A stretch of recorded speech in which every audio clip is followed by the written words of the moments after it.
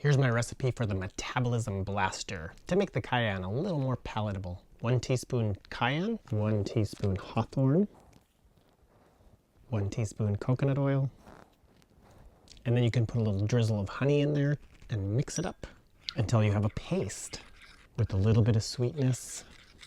Makes it a lot easier to deal with the heat and the taste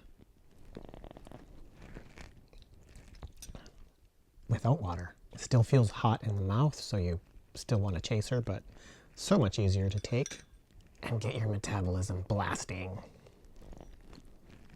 And hawthorn berry is really good for your heart as well and circulation. So our goal is to drive circulation, get the heart pumping and strong, and deliver blood and nutrient and oxygen to all the tissues in the body, which will accelerate metabolism.